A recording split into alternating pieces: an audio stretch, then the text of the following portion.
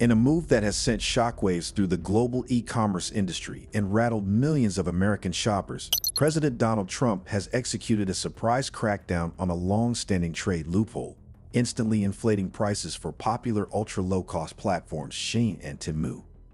With a stroke of the presidential pen, the so-called de minimis rule that had quietly allowed foreign retailers to bypass duties on low-value packages has been dismantled. The result? Price surges, logistical chaos, and a dramatic escalation in the US-China trade war. For millions of Americans hooked on fast fashion and discount electronics, the bargain party may be officially over. At the heart of the chaos is a trade rule that, until now, most consumers had never even heard of: the de minimis exemption. A relic of American trade law dating back to 1938, the rule allowed packages valued under $800 to enter the U.S. without incurring duties or taxes. The rationale was simple: it wasn't worth the cost or effort to collect small levies on tiny shipments. But in the age of e-commerce, that obscure clause became a massive pipeline for Chinese online retailers to flood the American market with cheap goods. Giants like Shein and Temu built empires on it, shipping millions of fast fashion items, beauty tools, and gadgets directly to U.S. consumers at unbeatable prices. The scale of the loophole's use is staggering. According to U.S. Customs and Border Protection, more than 90% of all cargo entering the country fell under the de minimis threshold. In the past decade, the number of qualifying packages exploded from 140 million to over 1 billion annually. An avalanche of unchecked, untaxed imports, many of which came from Chinese companies. These firms rode the wave, bypassing traditional retail middlemen and duties, luring consumers with flashy ads and dollar store price tags. The result was a consumer frenzy that made Shein and Temu household names. But the gravy train has come to a screeching halt. Trump's justification for killing the loophole was dramatic and deeply tied to his hardline stance on national security and trade protectionism. In a bluntly worded executive order, he cited the deadly opioid crisis as a primary reason for the move. The order stated that those drugs killed tens of thousands of Americans each year, including 75,000 deaths annually attributed to fentanyl alone. The administration argues that Chinese exporters were exploiting the de minimis rule to smuggle synthetic opioids and other illicit substances into the U.S. hidden in low-value parcels. Trump, never one to mince words, declared that enough was enough. The loophole was not only bleeding American jobs, but also costing American lives. This isn't the first time Trump has waged war on Chinese goods. Since returning to the White House in January, he has rolled out tariffs as high as 145% on imports from China. When combined with existing levies, some goods now face an effective tax rate of up to 245%.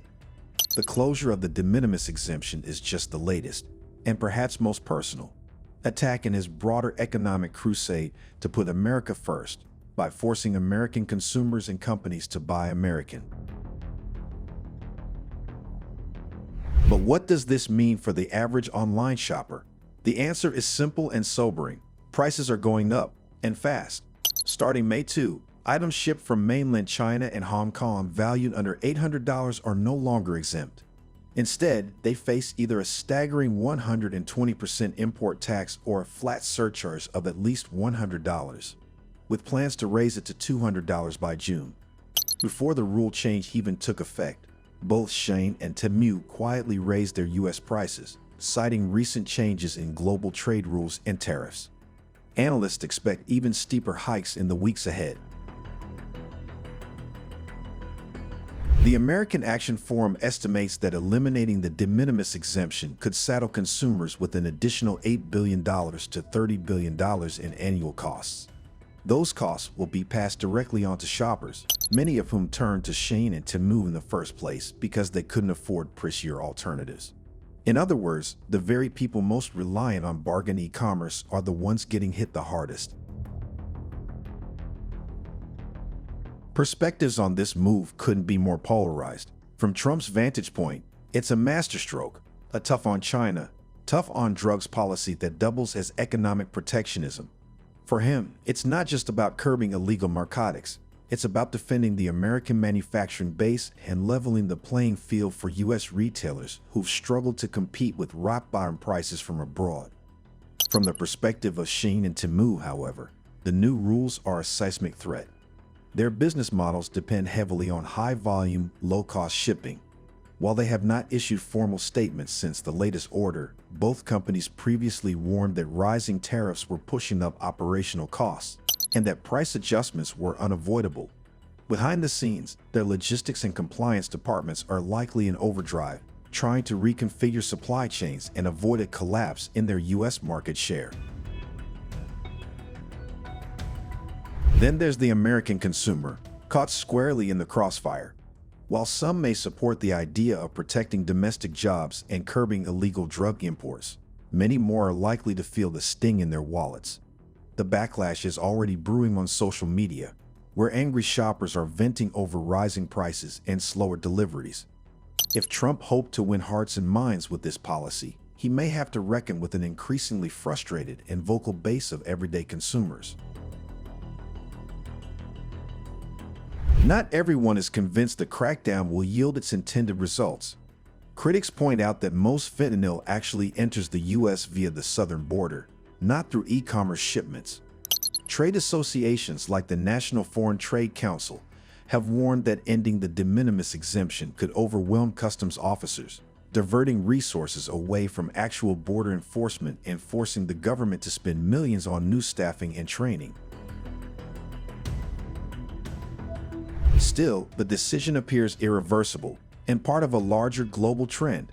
The UK and European Union are now also reviewing their own de minimis thresholds. Britain, for instance, is reevaluating a rule that lets retailers ship goods under £135 duty-free, citing concerns that it's undercutting the British high street. The European Union is mulling a plan to scrap exemptions for packages under €150. That means even shoppers abroad may soon feel the pinch.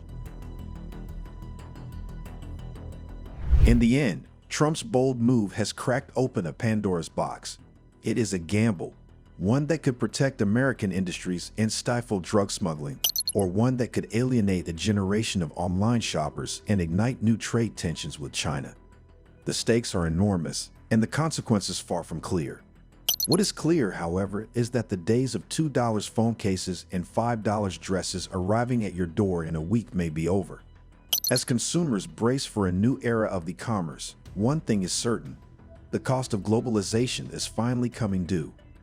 Your perspective matters. What do you make of Shein and Temu prices rising as Trump closes postage loophole? Share your thoughts and insights in the comments section below. If you like this video, be sure to subscribe to the Current Affairs channel and turn on the notification bell so you don't miss any of our informative future videos. Stay informed, stay engaged, and thank you for watching.